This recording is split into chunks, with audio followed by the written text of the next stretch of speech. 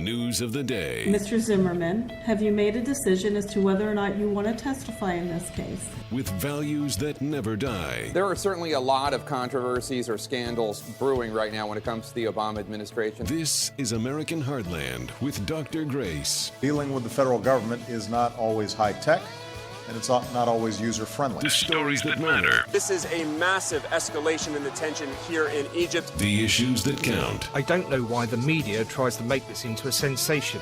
We have never hidden the fact that we supply Syria with weapons. This is American Heartland with Dr. Grace. He's got the red, white, blue flying high on the farm. Semper Fi tattooed on his left arm. Spend a little more in the store for a tag in the back that says USA. Welcome, North Carolina. This is Dr. Grace, the editor of Politics and Culture at WorldTribune.com, and your host today on WTSB.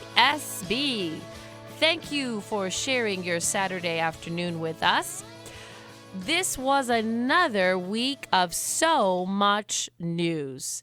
And the president delivered an address to the United Nations in the hopes, the press was saying, that perhaps there would be a real rapprochement with the Iranian leader, even an encounter with him. There was so much talk in the Beltway and even across the nation.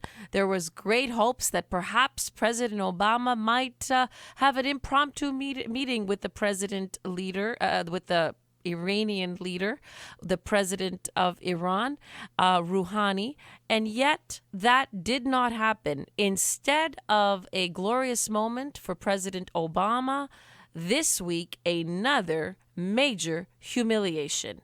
His speech to the United Nations fell flat. The encounter with the Iranian leader did not happen, and worse than that, it was humiliating because the Iranian leader rebuffed the overtures of the United States. Basically, he said to the president and to the nation, to the American nation, I don't care enough about you to dignify you with a meeting. Another blow to America, and a sense, too, that American power just isn't what it used to be. This is another example of it. Well, let's begin with Obama's speech to the useless nations. They're not the United Nations, they're the useless nations. And so much of what he said bordered on the naive, the silly, the adolescent. He wasn't talking like the leader of the greatest superpower in the history of the world. He was talking like an adolescent, begging for help, begging for support. He is supposed to be leading the United Nations, not begging them for help. Let's take a listen to what he said regarding his Syria policy. Roll it, Brittany. With respect to Syria, we believe that as a starting point, the international community must enforce the ban on chemical weapons.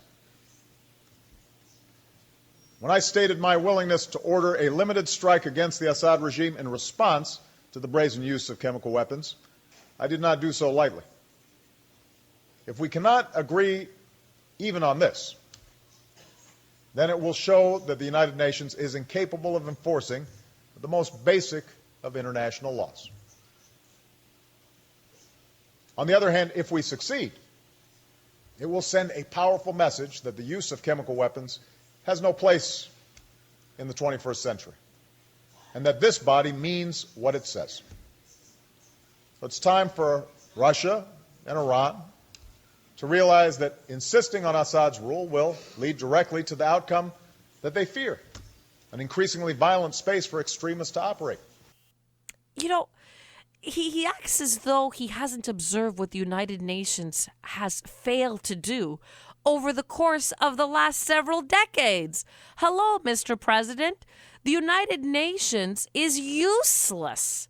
Even when it passes resolutions, countless resolutions, unless they are backed by military force, nothing happens. So, what does it matter what the United Nations wants to do or doesn't want to do? The point, as everybody well knows, is Russia and Iran are going to back block any activity that you want to do regarding Syria. They are backing Assad, period. And there's no point in giving a grandiose speech to the United Nations. It makes no difference. What you need to do is you need to cobble together a coalition behind the scenes. And after the fact, you make a speech, not the other way around.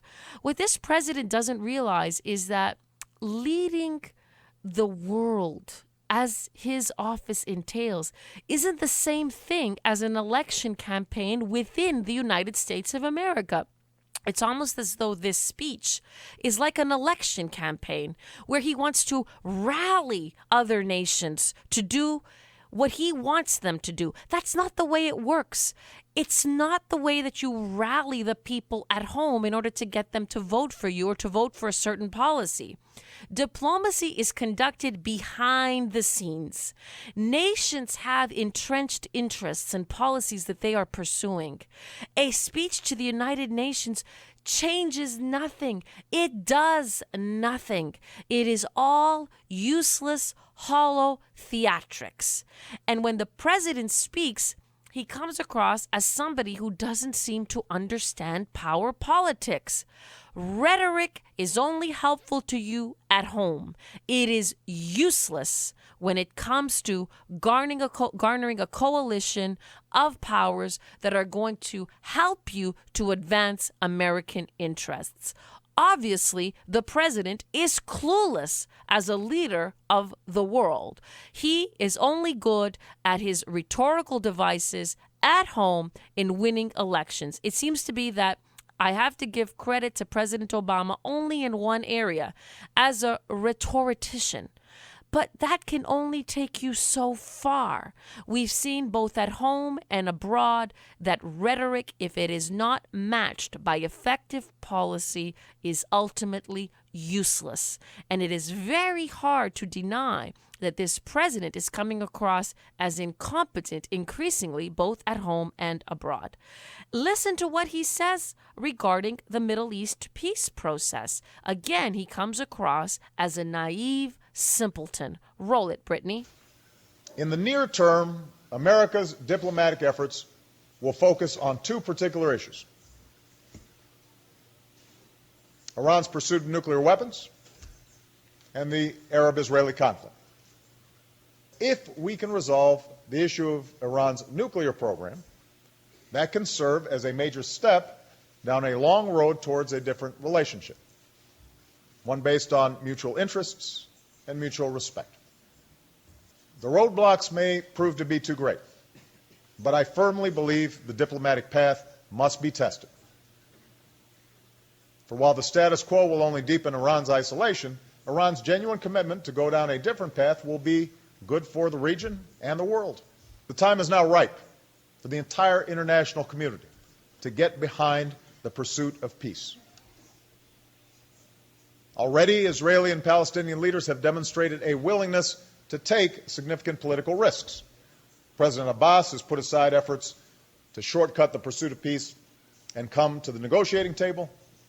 Prime Minister Netanyahu has released Palestinian prisoners and reaffirmed his commitment to a Palestinian state. You know, it seems that he is trying to hoodwink the rest of us into believing that what he is saying actually corresponds to reality. Everybody knows that Iran is dedicated to one thing and one thing only, and that is obtaining nuclear weapons. And why do they want nuclear weapons? Because they want to threaten Israel. They want to bomb Israel back to the Stone Age. They want to destroy the state of Israel. There's no genuine commitment coming from Iran. It is all smokescreen. This new so-called moderate leader is he's window dressing. Essentially, that's what he is. The Iranians are putting a softer face in the window in order to buy time, in order to pursue their nuclear ambitions so they can wipe Israel from the face of the earth. And you only have to listen to the Israelis themselves to know what is really going on. Netanyahu has been saying clearly and unequivocally, don't buy into this charm offensive. They are out to destroy us. There's no peace anywhere in the foreseeable future in the Middle East. In fact, my best recommendation to the Israelis is strike Iran while you can. Strike them now. Strike early. America is not going to be able to stand beside you as we would if there was another president leading this nation. You are alone, Israelis. Therefore, do not wait for America to properly and fully assume its responsibilities in the world. You have to do it on your own. Netanyahu knows it very clearly. The Israeli intelligence knows it very clearly. They have been waiting to precisely decipher what America will or will not do so they can make up their mind. And they have been weighing, should we strike Iran? There's no peace coming anywhere in the foreseeable future, neither with the Palestinians. Again, who does he think he's talking to? People who don't watch the news? People who don't read the paper? And you know, he then goes on about America having to be engaged when his whole presidency has been based on American disengagement. Brittany, roll that clip. The danger for the world is that the United States, after a decade of war, rightly concerned about issues back home, aware of the hostility that our engagement in the region has engendered throughout the Muslim world, may disengage, creating a vacuum of leadership that no other nation is ready to fill. Now, I believe such disengagement would be a mistake. I believe America must remain engaged for our own security, but I also believe the world is better for it. Some may disagree, but I believe America is exceptional, in part because we have shown a willingness through the sacrifice of blood and treasure to stand up not only for our own narrow self-interest, but for the interests of all. And again, does he not think that we have been observing the political scene throughout the course of his presidency? He has put America on the path of constant disengagement. That's what his policy in Iraq was, basically to cut and run as soon as possible. That's what his policy in Afghanistan is, to get out of there as soon as possible. And when he did engage in Libya, it was only, as he said, from behind, which proved to be a complete disaster. And where does this leave the perception of America around the world? It's very simple. Nobody fears us and nobody trusts us. So his talk about American exceptionalism rings especially hollow when there is nothing but bitterness regarding America's role in the world today. In fact, one of our allies, Brazil, was just reaming the president out publicly, even canceled a state visit due to the spying that was unveiled by Edward Snowden, spying on one of our friends. So the president's policy is upside down and inside out. He is clearly weak and incompetent. His diplomatic leadership is based simply on words. And words on the international stage, they do not work. What has happened is the Iranians have taken the measure of this man. The Russians have taken the measure of this man. They do not fear him and they do not respect him. And my hope and my prayer is that the Israelis also take the measure of this man and do everything they can to protect themselves in increasingly dangerous times. This president had a bad day at the United Nations, and it was another bad day for America. We'll be right back after this break.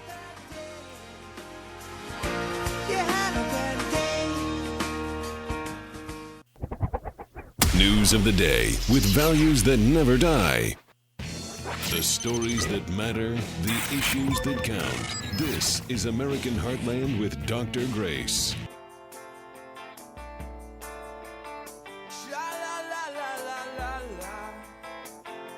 Welcome back to American Heartland. This is Dr. Grace here to uphold values that will never die. Our president is making a mockery of himself and of this nation. He did so this week at the United Nations, and it seemed as though America was begging for an opportunity to shake hands or to have a photo op with the new Iranian leader, Rouhani. And instead, what did the Iranians do? They basically humiliated us. They said no. They said no to the President of the United States. We don't want to sit and meet with you. We don't want to shake hands. We don't want a photo op. They basically slapped us right in the face. That's what they did. And why did they do that? It's because our president allowed them to do that. He gave them the opportunity to do that. There should have been no discussion of a possibility of meeting with the President of the United States. It shouldn't have been anywhere near on anybody's radar. What a fool he was to even suggest it. I don't know how many times I've said in all my radio interviews across this country, diplomacy is first conducted behind the scenes. Policies are made behind the scenes. And only when you know exactly what is going to pass between two nations, only once you have an ironclad agreement, do you mention it to the press. Instead, this president keeps doing the opposite. Leaks and leaks and leaks to the press about what he wants and what he wants to do. That's not how it works on the international stage.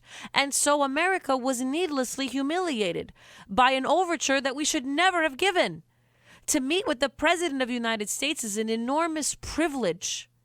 And there should be a reason for that in terms of a diplomatic victory of some kind that is already hashed out before it is announced publicly.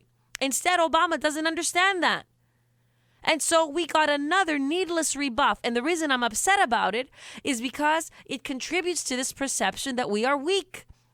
And the more we're feeding into the perception that we are weak, that we can be slapped in the face, the more dangerous it is for all our interests around the world, including right here at home.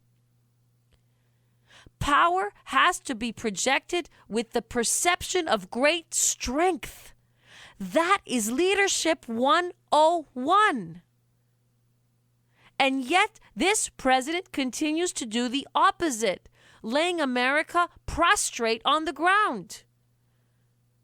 What right did he have?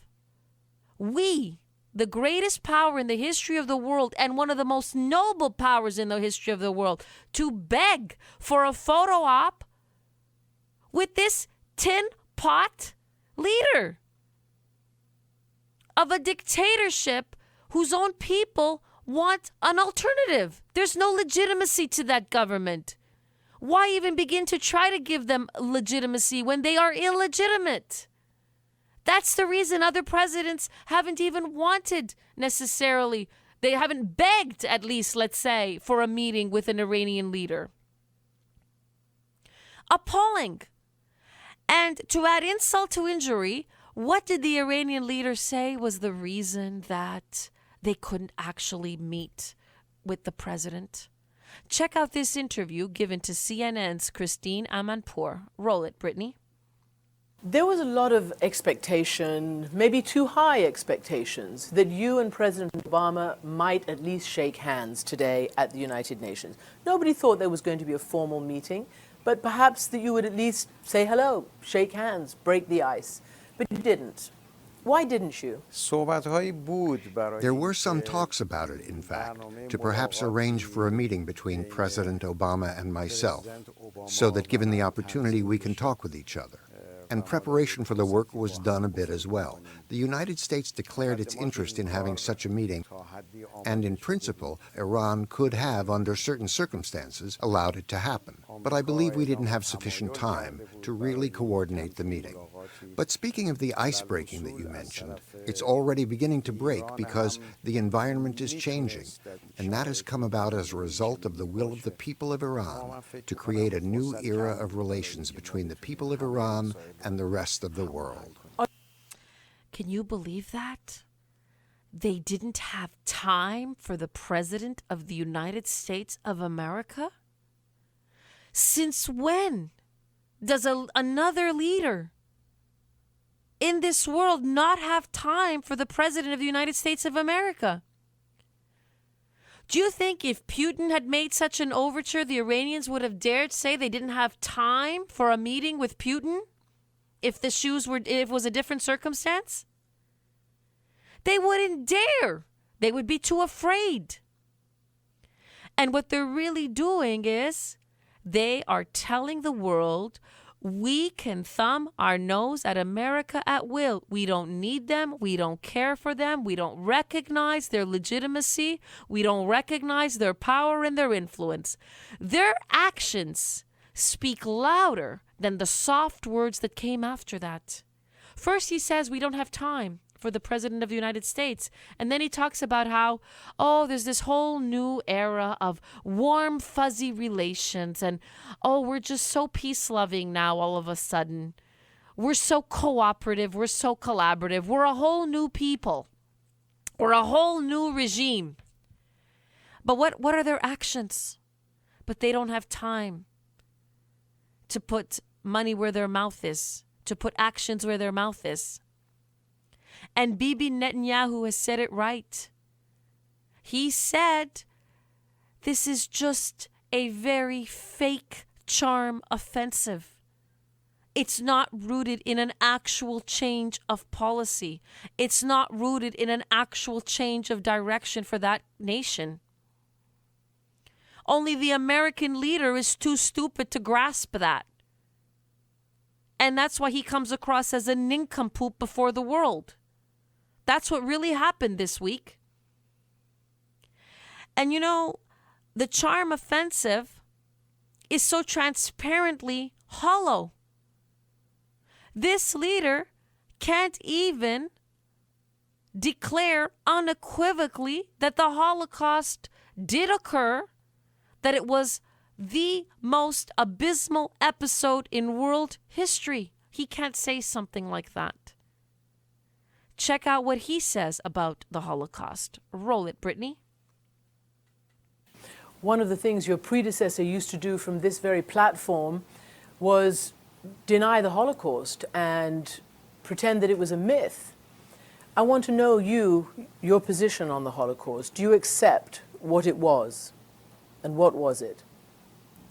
I've said before that I am not a historian, and that when it comes to speaking of the dimensions of the Holocaust, it is the historians that should reflect on it. But in general, I can tell you that any crime that happens in history against humanity, including the crime the Nazis committed towards the Jews as well as non-Jews, is reprehensible and condemnable. Whatever criminality they committed against the Jews, we condemn. The taking of human life is contemptible. It makes no difference whether that life is a Jewish life, Christian, or Muslim. For us, it is the same. The taking of human life is something our religion rejects, but this does not mean that, on the other hand, you can say Nazis committed crimes against a group, now therefore they must usurp the land of another group and occupy it. This, too, is an act that should be condemned. Well, since when do you have to be a historian to speak with Holocaust? Since when do you have to be a scholar to declare that the Holocaust was one of the most reprehensible acts in human history? Since when do you have to have a PhD degree? He seems to couch it in such a gentlemanly way, but what he's really saying is just that, it might be subject to debate among scholars. That's really what he's suggesting. And what some press reports revealed is that CNN's translation, because what you're hearing there is an English translation, you're not actually hearing the accurate words. What the Wall Street Journal reported and other news agencies have reported is that he never even used the word Holocaust. He didn't want to use that word Holocaust. He used the words historical event, quote unquote. And that tells you that there's not that much difference between his perspective and that of his predecessor, Mahmoud Ahmadinejad. What many Israelis are saying, even the top leadership in private conversation, is that it was almost easier to deal with Ahmadinejad because he was so clearly crazy. And this might be more difficult from the perspective of the Israelis, might be more difficult to convince the rest of the world that they're still under grave threat because of this kind of charm offensive. They are concerned that many people around the world might be hoodwinked. But if you look very carefully, even at a clip like this, he's not willing to use the word Holocaust. Why not? It's simply a quote-unquote a historical event. So he appears to be condemning it, but at the same time, he's denying it. And what does he say in that very same clip? That regardless of any killing that might have occurred, still it does not make the state of Israel legitimate. And what does that tell you? They are determined to destroy that state, and they will do so the moment that they can. They have only figured out a smoother path to that goal, which is put a prettier face in the window. And look how pretty this face gets. CNN asks, the journalist asks him, what kind of words does he want to tell the American public? Roll it, Brittany. I would like to say to American people, I bring peace and friendship from Iranians to Americans. Smooth as silk. You bring peace and friendship, but you didn't have time, sir, to meet with the President of the United States when he asked you to meet with him. How much peace and friendship are you really bringing? You're not bringing peace and friendship. You are bringing war disguised with the words peace and friendship. You are bringing destruction disguised with the words peace and friendship. You are bringing humiliation disguised with the words peace and friendship. What our president should have said at the United Nations is that we understand the true nature of Iran, we understand the true nature of Russia, and we, as the greatest nation in the history of the world, will cobble together coalitions of allies to defend the good, the true, and the beautiful against all of the barbarians on the planet Earth. That's what American exceptionalism really is. We'll be right back.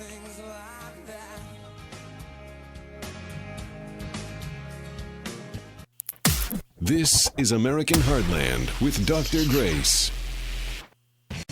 The stories that matter, the issues that count. This is American Heartland with Dr. Grace. Is this just fantasy? Caught in a landslide, no escape from reality.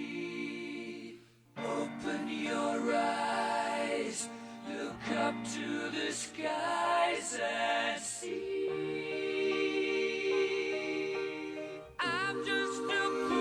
Welcome back. This is Dr. Grace, upholding values that will never die. And as the listeners of this show know very well, one of the values we always uphold is that of speaking the truth, and speaking the truth frankly and clearly. The recent attack on a mall in Kenya has left many of our hearts broken and bleeding. We are saddened. We share the grief of all those who have lost loved ones. Yet, what is appalling, perhaps even more than the attack itself, is the inability to identify it clearly for what it is. Following that attack, I read numerous press reports, looked at numerous television shows, listened to many radio programs on it. I really thought there was one individual who nailed it brilliantly and beautifully, and that is Bill O'Reilly. I don't always agree with him. I thought he was very wrong on Syria. But I think on this particular issue, he said in a crisp, succinct fashion what all the leaders of the Western world should be saying again and again, because we cannot defeat the enemy unless we define the enemy, unless we say who the enemy is and what the enemy wants to do. We cannot defeat the enemy. The enemy that we are confronting around the world is determined to go on a global jihad. Essentially, these are fanatical Muslims who want to kill non-Muslims. It is as simple as that. As O'Reilly so brilliantly put it. Roll it, Brittany. Talking points memo over the weekend. Another vicious terror attack, this one in Nairobi, Kenya. Scores of innocent people massacred, gunned down in a shopping mall. This kind of terror activity now a growing industry throughout the world, and there is a reason why. The truth is that Muslim jihadists want to kill Christians and Jews. That's what this is all about. Nothing more. The Muslim jihad believes that infidels do not deserve to live. But you will not hear the leaders of the world say that, including President Obama. They will not tell you what is really going on here. This is simply about murder. And if you are a Christian or a Jew, you are a target. It is clear that al-Qaeda and its affiliates are now going to wage small-time terrorism all over the world. They will burn down Christian churches, attack Jewish synagogues, and if they can, launch another 9/11. That is exactly what they are being told to do by the top leadership of al-Qaeda. And what is really going on, this has nothing to do with satisfying any political or territorial grievances. What is really going on is an attempt to establish a world Muslim empire. These fanatics want one religion to dominate the world. They want to eradicate Christians and Jews from the face of the earth. We are going to begin to experience the fear and the grasp of our enemy the same way that the Israelis have endured the fear and the knowledge of their enemy for decades. Because the way that they have terrorized their neighbors, essentially the Jews, is the way that they are terrorizing Christians now around the world, and they're not going to stop. Those who claim responsibility for that attack, Al-Shabaab, they basically emanated from Somalia, and they purged those within their very movement who wanted simply to wage a territorial campaign in Somalia. And they made a different calculation and a different strategy. They want to go on global jihad. Those two words are words that every American should become very familiar with. That is the nature of the enemy. This is the beginning of global jihad. Al-Qaeda has not receded. Al-Qaeda is not defeated. Al-Qaeda is not weak and crushed, as this president wants us to believe. Al-Qaeda is resurgent. Al-Qaeda is more dangerous than ever. And its offshoots around the world are more dangerous than ever. What they have discovered is that you can even recruit Westerners. And once you recruit Westerners to your ranks, you can use their citizenship to infiltrate Western nations. And you can wreak the same havoc here that you can wreak everywhere else. It appears, and this is still subject to confirmation, that Al-Shabaab, those who are responsible for the attack in Kenya, have recruited somewhere between 50 to 70 Americans whom they have trained, and Americans carrying passports which will allow them to come into this country and perhaps wage similar attacks here. And our president should be telling the American people the truth. You would think someone like him, who claimed to have a unique knowledge of the Muslim world since he grew up in Indonesia, that's what he claimed throughout his campaign, originally in 2008. You would think somebody who had this unique knowledge of the Muslim world would be able to speak frankly and in a very nuanced way even about the Muslim world, instead of giving us cheap platitudes about peace and reconciliation. When there is no peace, there is global jihad. And that is what we need to confront. And it is a global jihad rooted in a religious doctrine, however perverted that version may be. One of the saddest facts of all, and if I were the leader of this country, I would be saying every day, again and again and again, one of the saddest facts of all is that peace-loving Muslims are not denouncing the hate mongers forcefully enough, or even at all. If the Muslim faith is truly the religion of peace, we need those who love peace to denounce the terrorists. And this is a problem which so many countries in the Middle East have to take care of. Here in America, we have to begin by speaking frankly about the problem, identifying it clearly, throwing political correctness out the door, and then doing one thing. We must call for a moratorium, a halt to all immigration from Muslim countries. And even though this may be harsh, even though this may be unfair to Muslims that are actually peace-loving and only want to come here to work and raise their families like the rest of us, the issue is as follows. Those citizens in those countries have to fix the problem. They have to denounce it and they have to fix it before we in America import more Muslims into this country. Because essentially, we are importing jihad. We are importing global jihad. And only idiots, fools, dummies would do such a thing. And that is what we are.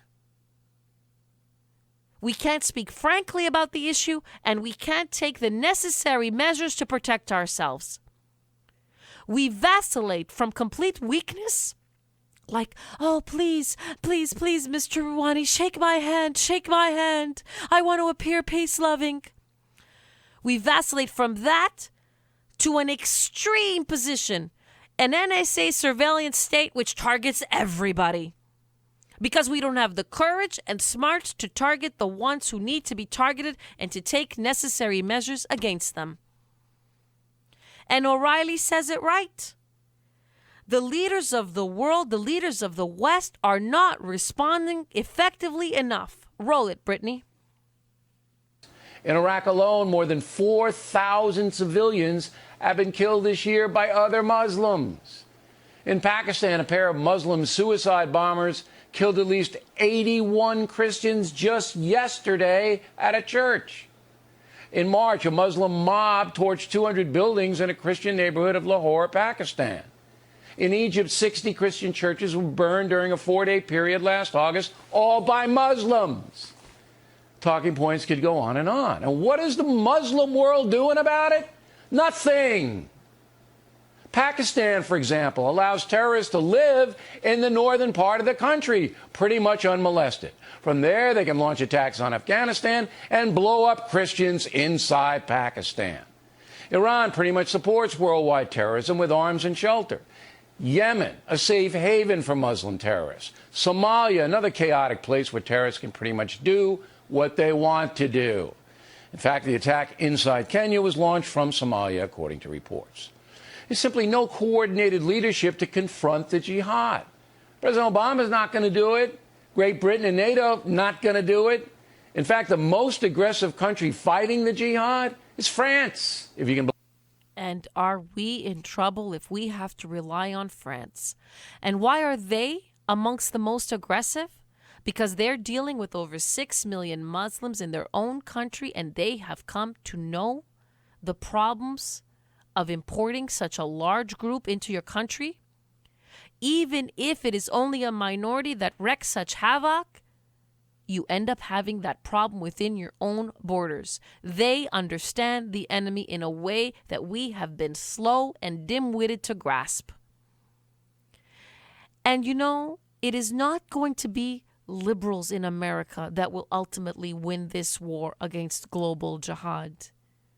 it is going to have to be the Christians, because we are the only ones that have enough conviction and courage rooted in faith, in a faith that is devoted to peace and loving one's neighbor.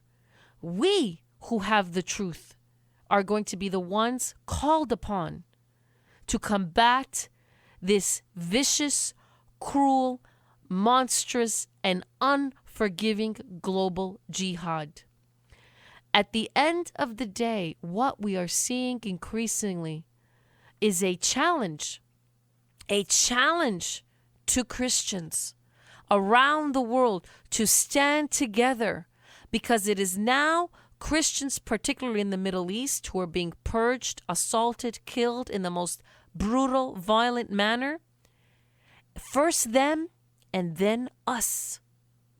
And that's why it is imperative to recognize the nature of the enemy as soon as possible, to speak frankly about it, to have the correct policies about it, and to recognize that it is we Christians in this country that are going to have to lead the crusade to protect ourselves and also to protect Christians around the world. The freedom of the world is in our hands. Let us not allow it to slip away.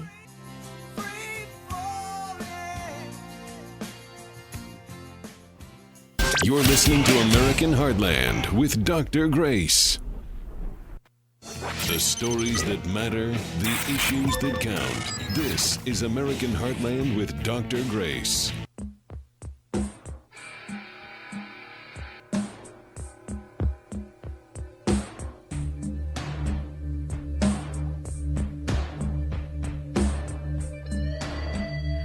Welcome back, North Carolina. This is Dr. Grace, the editor of Politics and Culture at worldtribune.com. Remember, all of our episodes are archived on YouTube if you want to hear them again or have your friends and family listen to something that you particularly enjoyed. You know, I think that if I were the Iranian leader, I wouldn't want to shake the hand of the president either, given how dysfunctional this country is, how disreputable it is becoming. Notice we are possibly on the verge of another government shutdown.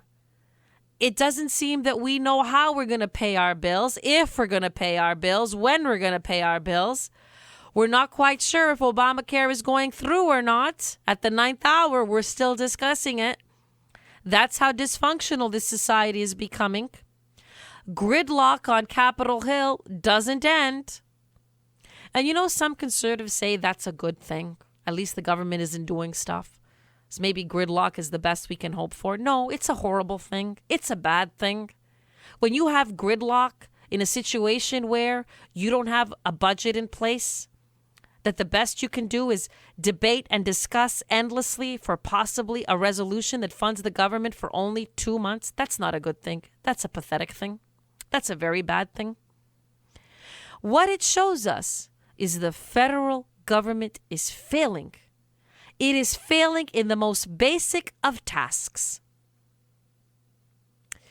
This week, we had the remarkable spectacle of Senator Ted Cruz launching a massive conversation, let's call it, because it wasn't technically a filibuster, a massive conversation in the Senate, a marathon talk of 21 hours, where he revealed all the flaws of Obamacare. It is stagnating our economy. It is not lowering costs. It is a monstrosity that can't fully be implemented. It is uneven. It defies the principles of equality under the law. And on and on and on. It is inefficient. It is expensive. It is a fiasco. The American people know this. And Senator Cruz has waged what appears almost like a one-man battle to try to defund it. Fund the government, but defund Obamacare. Instead of applauding him, most Beltway pundits have mocked him and laughed at him. They have ridiculed him. They have spoofed his motives. They have essentially tried to quell the national dissent that he embodies. They've tried to quell it by attacking his motives, because that's one way that you tamp down enthusiasm. When you question the purity of his motives, you try to render him not a hero, as he is to many around the country, but as someone that we should be suspicious of, someone who is possibly self-serving. Listen to what one of the leading commentators in America had to say, Mr. Charles Krathheimer, what he said about Senator Ted Cruz. Roll it, Brittany. He's going to lose, and he's helping himself. And that's what all this is about. Yep. It'll be remembered as a diversion that its only effect is going to be, it's going to have no effect on Obamacare. It's not going to shut down the government. Its only effect is to split the Republicans in the Senate needlessly over a diversion that is not going to happen. But you're absolutely right. It was Rand Paul who stole the thunder by that brilliant piece of theater when he did the filibuster, 11 hours on his feet. And he captured the imagination of the, let's say, a core And what was the constituency filibuster on the again? right. Remind everybody what it was. It was about the drone strikes. Okay. He wanted assurance from the Attorney General that they would never strike an American sitting in a coffee shop in Omaha. I'm not sure that was a big problem in our country, but he got 11 hours out of it, right. And he became a star.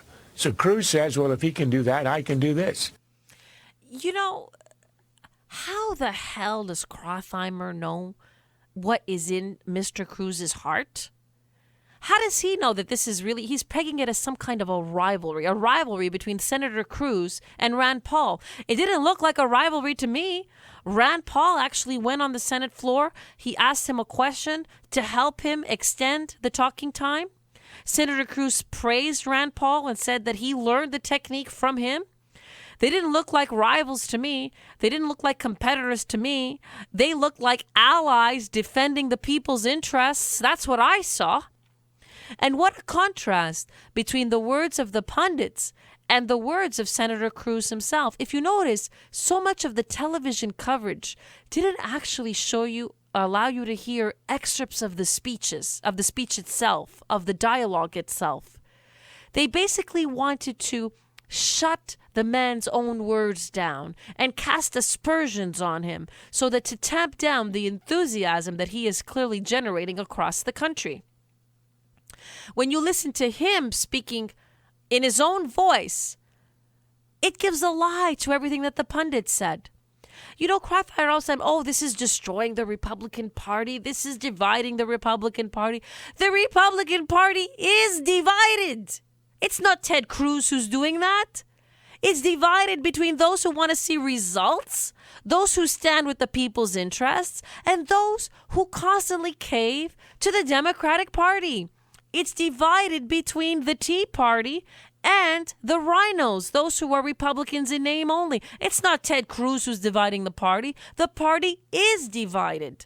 The party is ineffective. The establishment hasn't succeeded, even when we've had one of the worst economies in recent memory. This Republican Party hasn't succeeded in thwarting the president's policies. So when you get somebody like Ted Cruz, applaud him, celebrate him, stand behind him. Don't try to shut him down. Well, here in American Heartland, we're going to give him his moment in the spotlight, his ability to speak in his own words, and you judge what this man's motives are. Roll it, Brittany. His question was, does anyone here want to shut down the government? And the answer is absolutely not. We should not shut down the government. We should fund every bit of the government, every aspect of the government, 100% of the government except for Obamacare. And you know what? That's what the House of Representatives did. The House of Representatives, 232 members of the House, including 2 Democrats, voted to fund every bit of the federal government, 100% of it, except for Obamacare. I would note last night on the floor of the Senate, I asked the majority leader to consent to passing the continuing resolution that the House passed, passing it into law. Had the majority leader not stood there and said, I object. The continuing resolution would be passed into law and the government would not be shutting down. The majority leader had every opportunity not to shut down the government. So let me be absolutely clear. We should not shut down the government, and I sincerely hope that Senator Reid and President Obama do not choose to force a government shutdown simply to force Obamacare on the American people. That would be a mistake. Instead, what we should do is listen to the American people, make D.C. listen. And that is why so many people are rallying behind him, because he is speaking for the American people and he is trying to make D.C. listen. And obviously they are hard of hearing.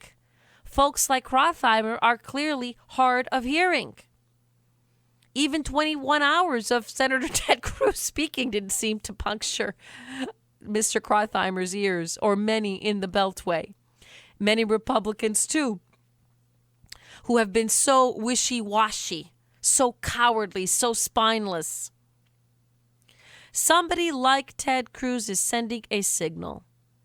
If you're honest when you get elected, you become the champion of the people if you actually try to do what you say you're going to do. Some people say, well, he's helping himself. Well, he becomes the people's hero. The people are saying this is the man we want to defend us. He's helping the people that are applauding him. We're not fools. We can tell the difference between someone who's listening and somebody who isn't, somebody who cares about our interests and somebody who doesn't. And if you look very carefully, if you listen very carefully to Mr. Cruz, you see that there's a lot of brilliance to what he was attempting to do. Roll it, Brittany. If we are going to make real progress in solving the problem that is Obamacare, in listening to the American people, in mitigating the job losses, the people losing their health insurance, all of the harms that are coming from Obamacare, we've got to stand and fight right now. The battle before this body is the cloture vote that will occur on Friday or Saturday of this week. If all 46 Republicans vote together in unity to support the House Republicans and to deny Majority Leader Reid the ability to fund Obamacare on a straight party line vote, that puts us in a position to address the problem. Now, your question was, would I vote for something less than defunding Obamacare? Personally, no. Why? Well, this is a man that is determined to stand his ground. As such, he's setting a brilliant example. But more than that, he is casting a spotlight on Congress. And the votes that are cast at this critical juncture illustrates who is trustworthy within the Republican Party and who is not, who is the champion of the people and who is not. And part of the brilliance here, too, from an electoral standpoint is this. He is basically putting Democrats in red districts on the hot seat. The vote that they cast on Obamacare can and will be used against them in 2014. And as a result, those seats will be increasingly vulnerable. It may give the Republicans a chance to snatch them away because they can humiliate Democrats in red states who have not stood up for the people's interests. And the Republicans can get their majority in the Senate in 2014. Then they will control the House and the Senate, and they will have even more power to wreak havoc with this president's very destructive policies. So there is a method, not madness to this man. There is a brilliant method. And what we see is that the truth, if you only have the courage to pursue it, can actually work. You have been listening to Dr. Grace, the editor of Politics and Culture at WorldTribune.com. I hope you tune in every week, and I look forward to speaking with you again next Saturday. God bless you, and God bless the United States of America. an eagle fly. This is America's voice for conservative values, Dr. Grace.